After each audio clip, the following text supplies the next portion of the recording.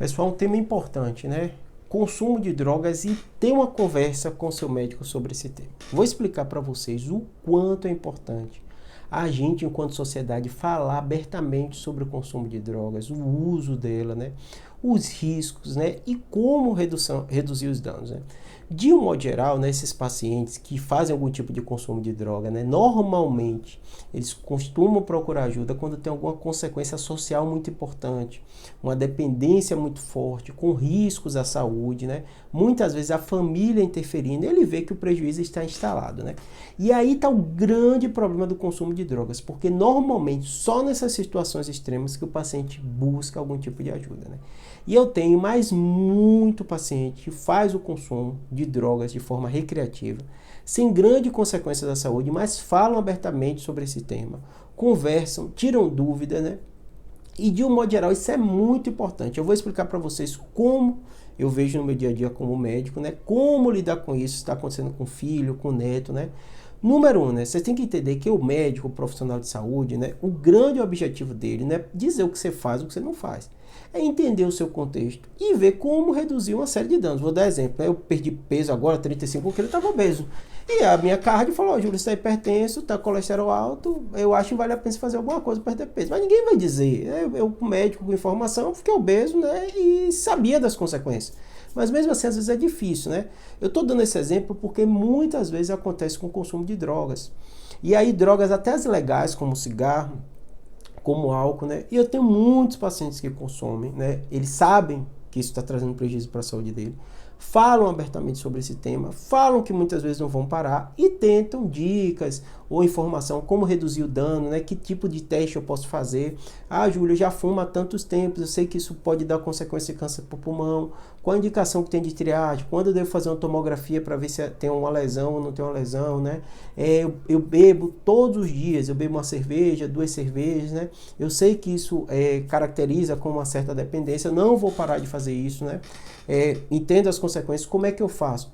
Esses contextos, né? Na maconha também está cada vez mais frequente o paciente perguntar ao médico. Às vezes, por exemplo, você fala, mas Júlio, você é neurocirurgião e tem paciente assim? Sim, porque às vezes tem um paciente que tem um meningioma, que eu estou seguindo, ou que eu operei ele tem um problema na coluna, e ele sente a vontade de conversar esse tema e quer entender, eu como médico, o que é que eu posso ajudar, o que é que eu posso dar informação a ele, dentro de, às vezes, um contexto de até drogas ilícitas, né? Acontece muito com cocaína, tem muito paciente que refere esse consulta, eu faço uso esporádico de cocaína, faço uso de êxtase, quando vou numa rave, uso tal coisa e tal, quais são os riscos, por quê? Quando você individualiza um caso, uma situação, e o médico está ali com você, você não está vendo vídeo na internet, você não está vendo, ele vai ver no seu contexto quais são as consequências disso e você vai ter alguém externo te orientando, né? O médico não vai te dizer fume mais, fume menos maconha ou use mais, use menos cocaína, né? E ele não está ali para te julgar, ele está ali para pegar aquelas informações e tentar ao máximo te orientar para redução de danos. Então, vira e mexe tem paciente que eu noto que aquilo está causando uma angústia, um prejuízo dele, encaminho para o psiquiatra. Eu fiz, vamos fazer um trabalho controlado? Ah, não, eu estou controlado, tá, vamos, conversa com ele, não vai te impedir de fazer o consumo, nada disso. Ele vai te colocar, mas nesse caso você já está tendo prejuízo social com isso, né? E alguns pacientes fazem uso realmente muito esporádico, né, sem grande prejuízo à vida dele, mesmo entendendo que às vezes é uma coisa ilegal, que pode trazer uma consequência, ele pode ter um episódio de overdose, uma série de coisas que pode acontecer com cocaína e outras drogas, mas ele parece, pelo que ele descreve, ter uma relação não tão maléfica como outros pacientes, mas consequência sempre vai ter.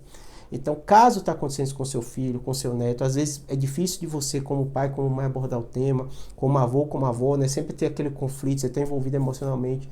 Uma coisa interessante é você ter o clínico que muitas vezes o seu filho conhece, conversa, né?